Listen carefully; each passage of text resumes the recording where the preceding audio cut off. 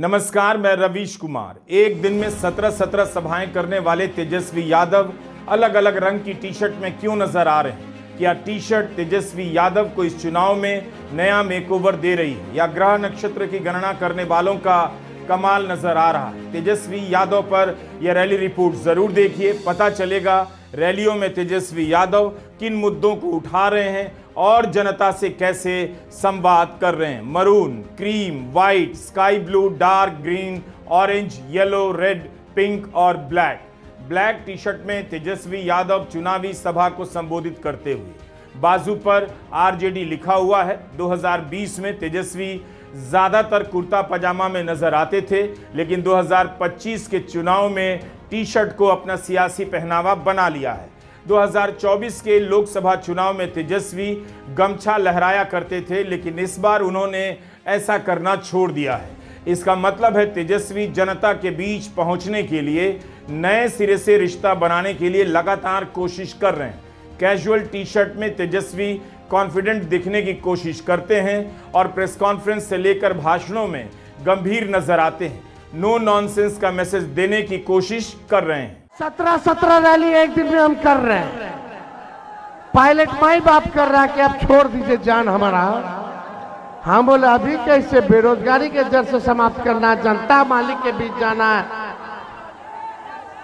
जब हम अकेले लड़ रहे हैं, एक हेलीकॉप्टर के पीछे 30 हेलीकॉप्टर लगा दिया गया है कि आपके भाई बेटा तेजस्वी को रोकने के लिए।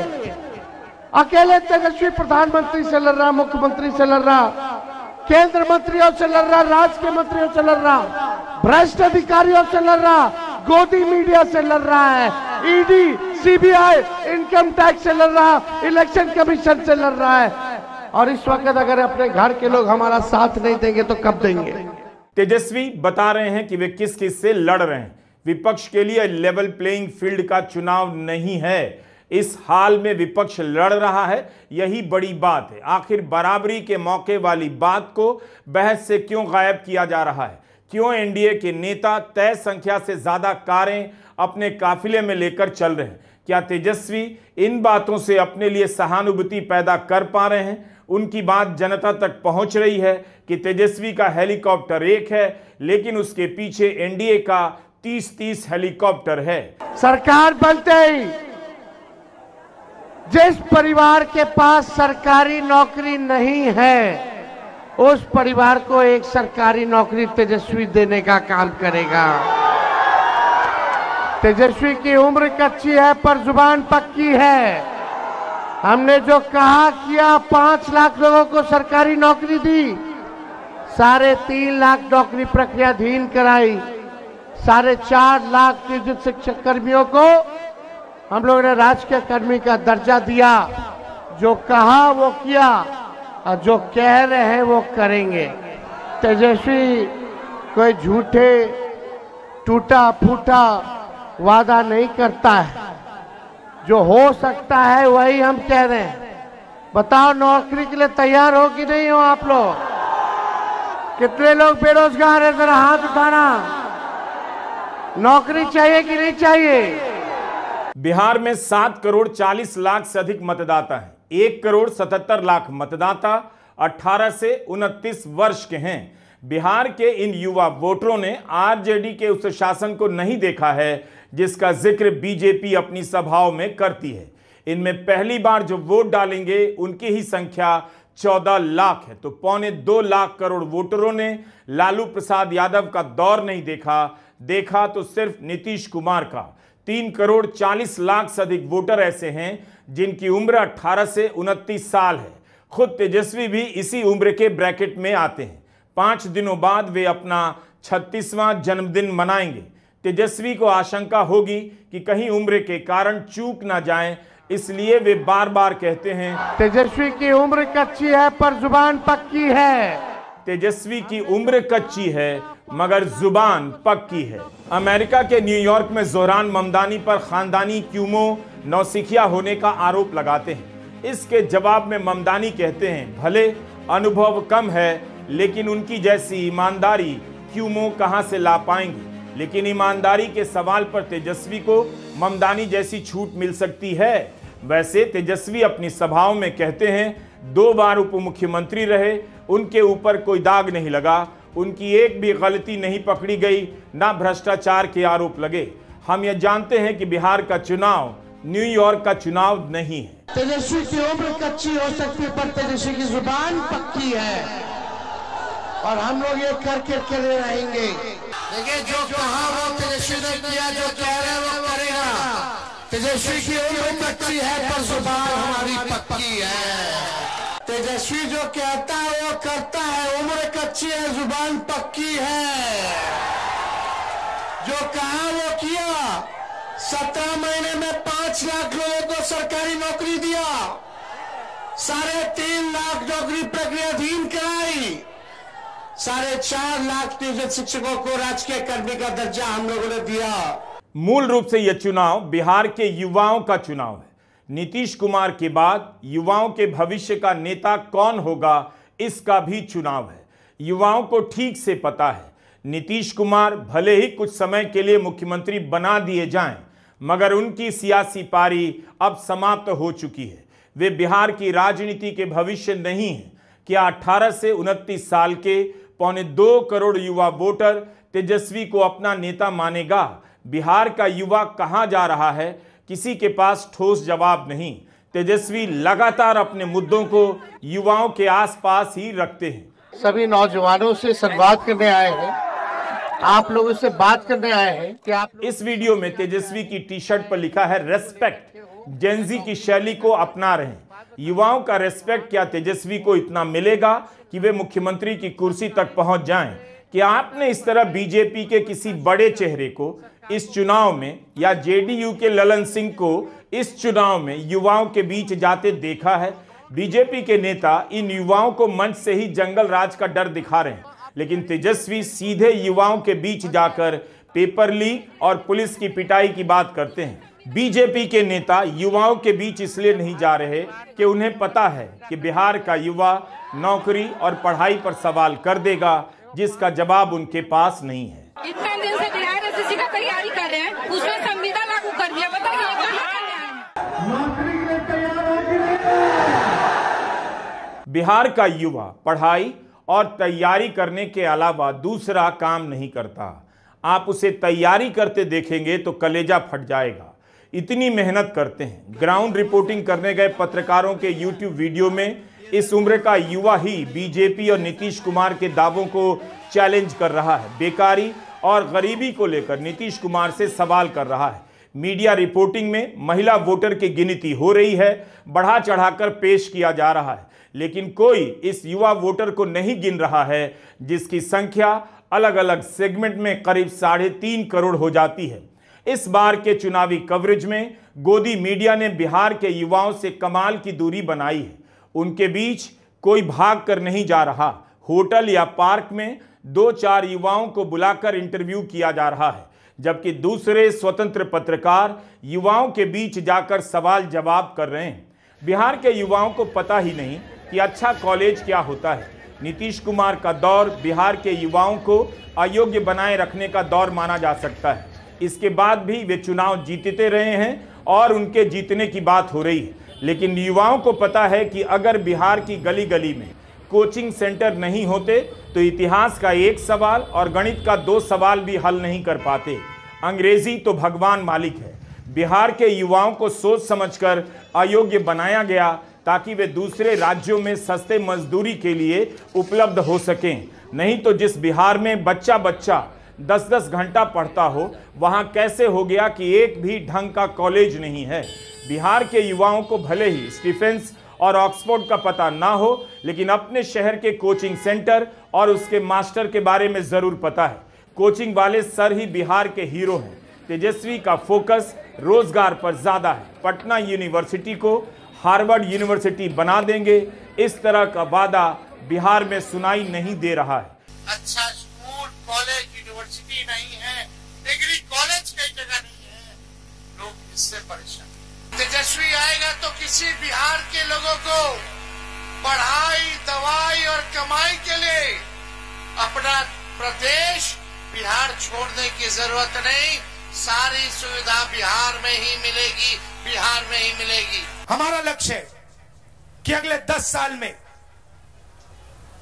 बिहार में सबसे अच्छे कॉलेजेस, यूनिवर्सिटी और स्कूल खुले, कि आपको शिक्षा के लिए बाकी प्रदेशों में नहीं जाना पड़े।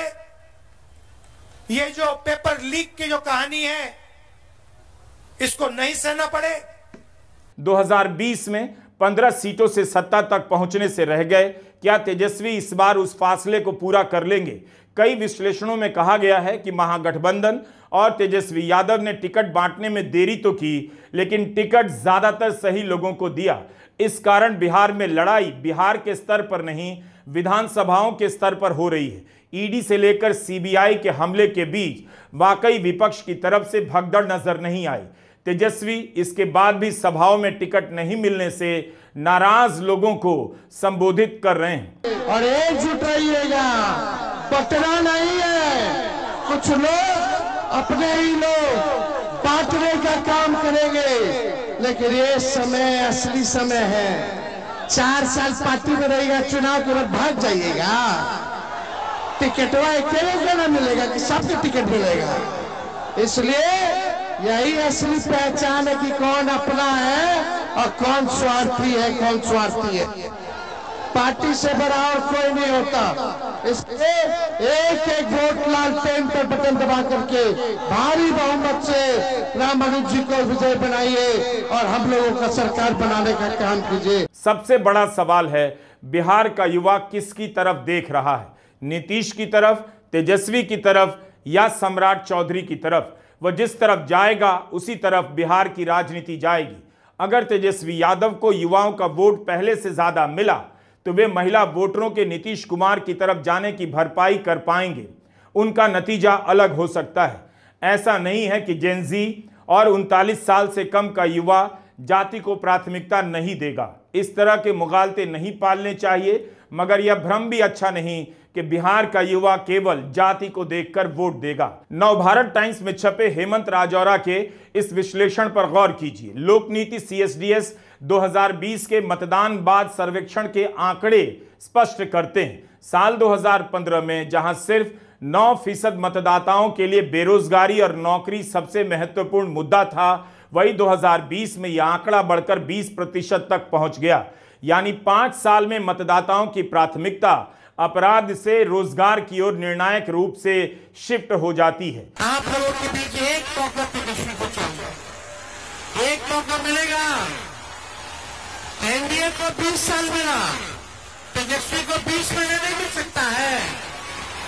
दीजिएगा 20 महीना, 20 महीना अगर आप लोग दीजिएगा, जो 20 साल में एनडीए की सरकार ने किया, तेजस्वी उसको 20 महीने में करके दिखाने का काम करेगा।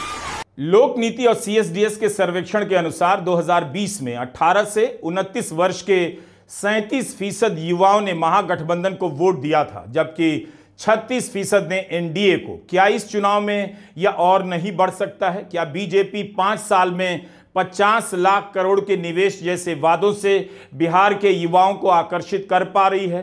क्या उसे भरोसा है कि 12वीं और स्नातक के बेरोजगारों के खाते में 1-1 हजार डालकर वह युवाओं की चिंताओं को मिटा देगी? युवा बेरोजगारी के सवाल को भूल जाएंगे।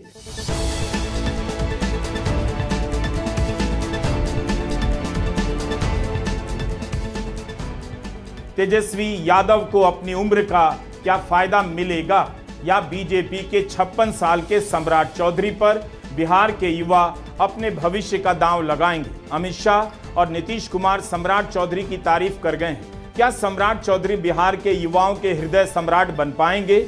युवाओं तक पहुंचने के लिए तेजस्वी कूल टी-शर्ट बदल बदल कर पहन रहे हैं, लेकिन सम्राट चौधरी का पहनावा कुर्ता पायजामा ही है। गले में गमछा है, जैकेट पहनते हैं, कभी पगड़ी बांधते हैं, कभी नहीं।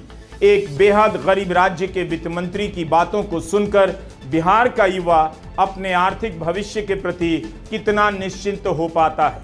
प्रधानमंत्री मोदी बिहार के युवाओं को कैसा सपना दिखा रहे हैं? प्राचीन बिहार का गौरव लौटाने का वादा कर रहे हैं। अगर तेजस्वी इतनी कोशिशों के बाद भी युवाओं का दिल नहीं जीत पा रहे, तो किसी को बताना चाहिए कि इन बातों से प्रधानमंत्री मोदी को समर्थन कैसे मिल रहा है। मगध पुरातन भारत की शान है।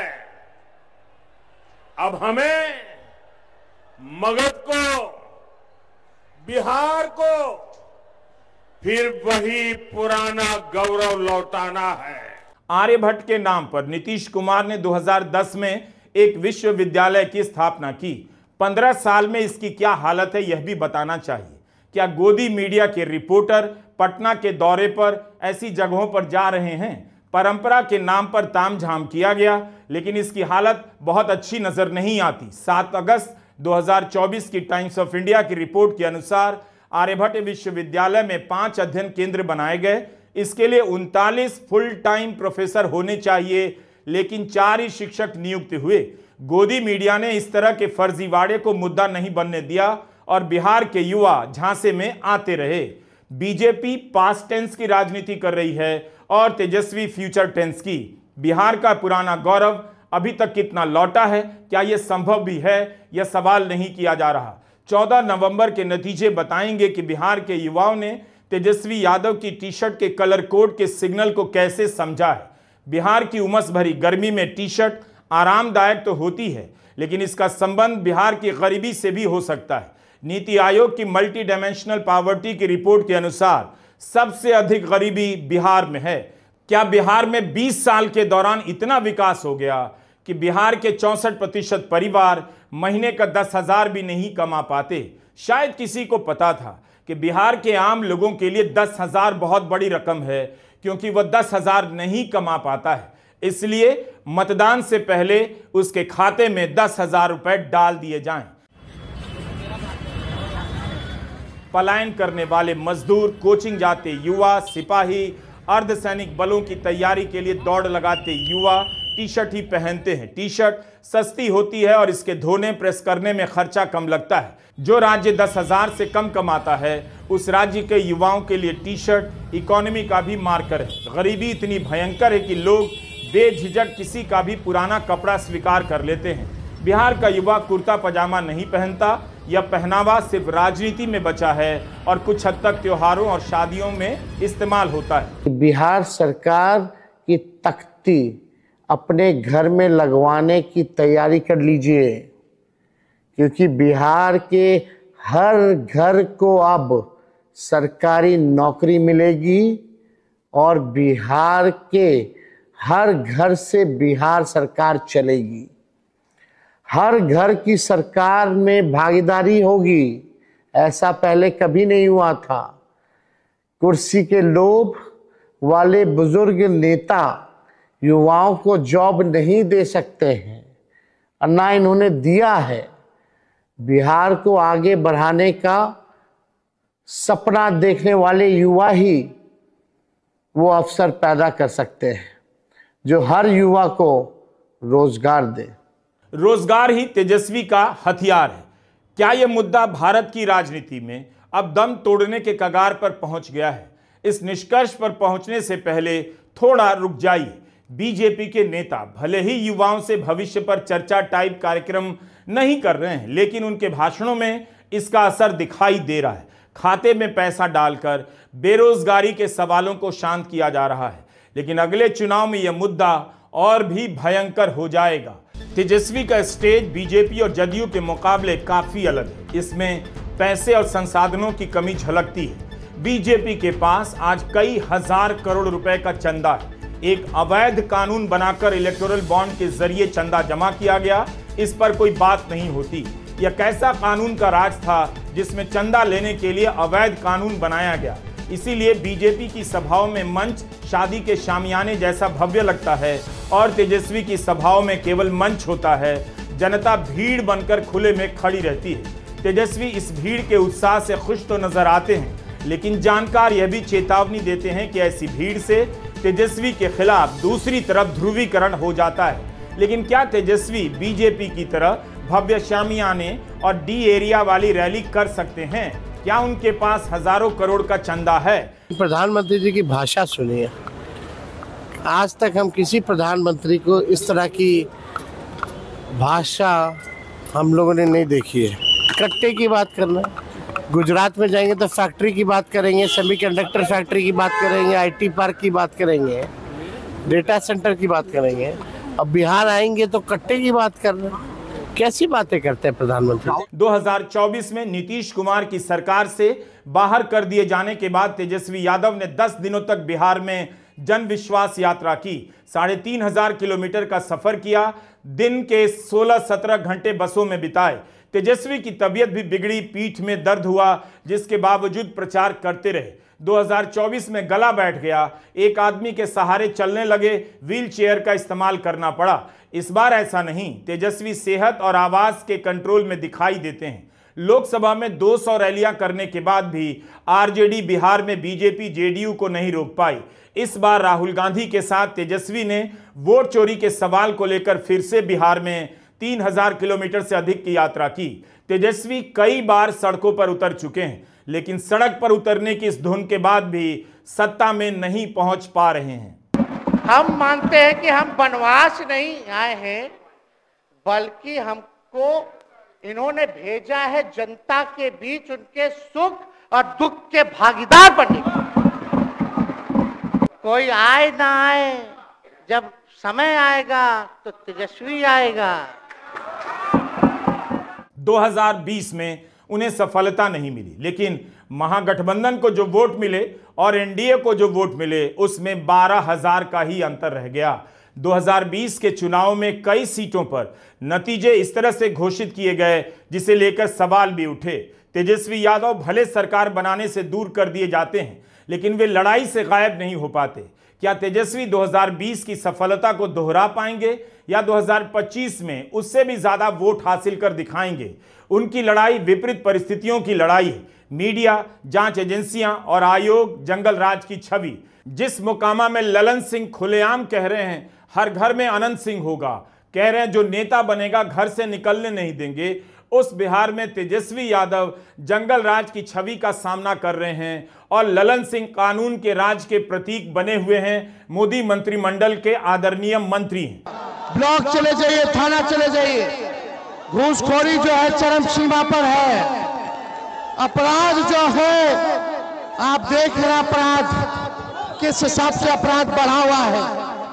दिन दहाड़े विपक्ष के लोगों को गोली मार दिया जा रहा है और सरकार में बैठे लोग उनको संरक्षण देने का काम कर रहे हैं, बचाने का काम कर रहे हैं। जब तेजस्वी आएगा सरकार में तो ऐसे ऐसे गुंडों को जेल में डालने का काम करेगा, जेल में डालने का काम करेगा। तेजस्वी यादव ने पहले चरण के प्रचार के अंतिम दिन एक प्रेस कॉन्फ्रेंस बुलाई। तमाम सवाल पूछे गए, मगर तेजस्वी अपने मुद्दों से पीछे नहीं हटे। पत्रकार उनसे ललन सिंह को लेकर सवाल करते रहे। ललन सिंह का एक वीडियो वायरल है जिसमें कह रहे हैं कि एक आध नेता हैं जिन्हें चुनाव के दिन घर से मत निकलने देना। राजद ने ललन सिंह के खिलाफ शिकायत दर्ज की है, लेकिन प्रेस कॉन्फ्रेंस में तेजस्वी ने इस पर कुछ नहीं कहा। चुनाव आयोग ने ललन सिंह के खिलाफ FIR दर्ज कर ली है। सरकार बनेगी और 14 जनवरी मकर संक्रांति के दिन मां बहन मान योजना के तहत पूरे 1 साल का 30,000 रुपया माताओं बहनों के खाते में हम लोग डालने का काम करेंगे, ताकि इस महंगाई के ज़माने में उनको जो है सहयोग मिले। 5 साल का 1.5 लाख रुपया होता है और महीना का 2,500, यानी 12 महीने का 1 साल का एक साथ जो है 14 जनवरी मकर संक्रांति के दिन 30,000 रुपये उनके खाते में डायरेक्ट हम लोग डालने का काम करेंगे। मीडिया के विश्लेषणों में महागठबंधन को अक्सर कमजोर दिखाया जाता है, लेकिन इसकी बात नहीं की जाती कि 2014 से लेकर आज तक सारे संसाधनों के बाद भी बीजेपी बिहार में तेजस्वी की तरह अकेले दम पर नहीं लड़ पाई। कहीं उसने जीतन राम मांझी के परिवारवाद से समझौता किया है, तो कहीं चिराग पासवान के परिवारवाद से, तो कहीं उपेंद्र कुशवाहा के परिवारवाद से। इसके बाद भी बीजेपी परिवारवाद पर राजद को घेरती है। इसकी बात कोई नहीं करता कि इस चुनाव में बीजेपी किस तरह की आकांक्षाएं बिहार के लिए पैदा कर रही है। सब इस सवाल से बचने के लिए दाएं बाएं कवरेज कर रहे हैं। कोई जनता के बीच जाकर समोसा खा रहा है, कोई जलेबी खा रहा है। एक ही आदमी का 20-20 बार इंटरव्यू हो रहा है। इंटरव्यू से कुछ निकल नहीं रहा, फिर भी इंटरव्यू हो रहा है। इंटरव्यू एक कवर बन गया है, पॉलिथीन कवर, जनता के मुद्दों को ढकने के काम आ रहा है। 14 नवंबर बहुत दूर नहीं, 6 नवंबर को पहले चरण का मतदान होगा। इसके लिए प्रचार 4 नवंबर को थम जाएगा, लेकिन बिहार के भविष्य का सवाल अभी रुकने वाला नहीं है। नमस्कार, मैं रवीश कुमार।